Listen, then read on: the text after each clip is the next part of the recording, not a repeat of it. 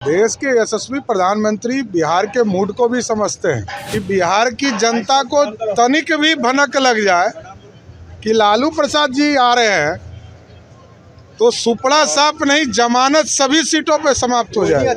Panorama group, जो सोचता है वो करता है। आपके अपने सपनों का आशियाना। 2 चरण के चुनाव के बाद बिहार में एक बार फिर से राजनीति बदलने लगी है और तीसरे चरण के चुनाव से ठीक पहले जो चीज़ें सामने नज़र आ रही है वो साफ बता रही है कि बिहार में अभी बहुत कुछ होना बाकी है। 5 चरण के चुनाव बाकी हैं और 5 चरण के चुनाव में तीसरे चरण का 7 मई को चुनाव है, जिसमें झंझारपुर, मधेपुरा, सुपौल, अररिया और खगड़िया में वोट डाले जाएंगे।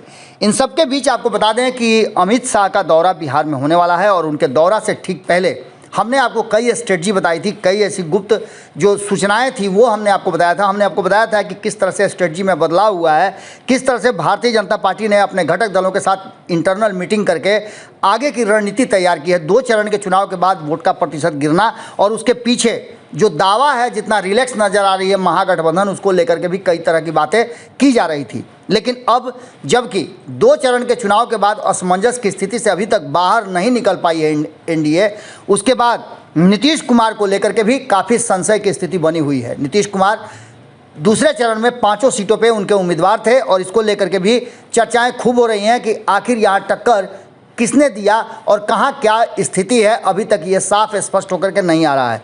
जनता भी इस बार बहुत कुछ बोलने के लिए तैयार नहीं है और माहौल भी बिल्कुल शांत लग रहा है। चुनाव में जिस तरह का शांत माहौल है उसे देख करके साफ लग रहा है कि इस बार लोगों में उत्साह की कमी नज़र आ रही है। 2014 और 2019 से बिल्कुल अलग 2024 का चुनाव होने जा रहा है। भारतीय जनता पार्टी ने जो स्ट्रेटजी बनाई थी उस स्ट्रेटजी पर पूरी तरह से वो खरा नहीं उतर रही है। ऐसे में नई रणनीति का आना और नई रणनीतियों पर काम करना शुरू हो चुका है।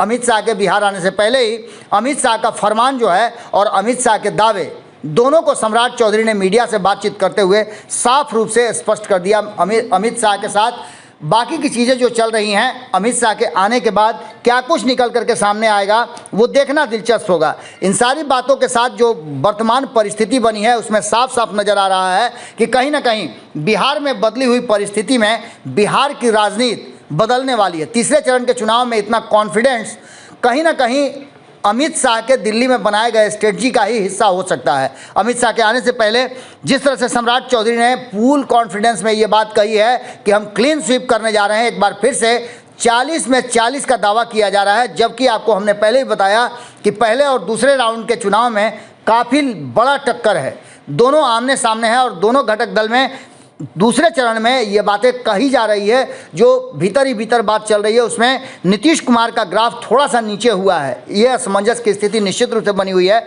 लेकिन बाकी के जो बचे हुए 5 चरण के चुनाव हैं उसके लिए भारतीय जनता पार्टी ने अपनी स्ट्रेटजी पूरी तरह से तैयार कर लिया है और अमित शाह के हाथ में कमान आना इस बात की तरफ संकेत दे रहा है कि अमित शाह अब खुलकर बिहार की 40 सीटों के लिए या बचे हुए जो सीट हैं उनके लिए 31 सीटों के लिए जमकर प्रचार भी करेंगे और उसके लिए स्ट्रेटजी भी बनाएंगे।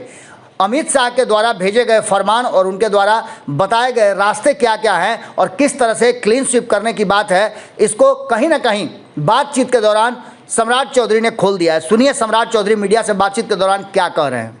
ये पता चले, प्रधानमंत्री जी ने कहा है कि बिहार में हम 40 में 40 सीट जीतेंगे, विपक्ष के लिए कोई जगह नहीं है बिहार में। हाँ एकदम सही है। देश के यशस्वी प्रधानमंत्री बिहार के मूड को भी समझते हैं, जनता के भी मूड को समझते हैं और मैंने बार बार कहा है कि बिहार की जनता को तनिक भी भनक लग जाए कि लालू प्रसाद जी आ रहे हैं तो सुपड़ा साफ नहीं, जमानत सभी सीटों पे समाप्त हो जाए। नामांकन करके पूरा इंडिया गठबंधन के लोग एक साथ जाएंगे। पनोरमा ग्रुप, जो सोचता है वो करता है।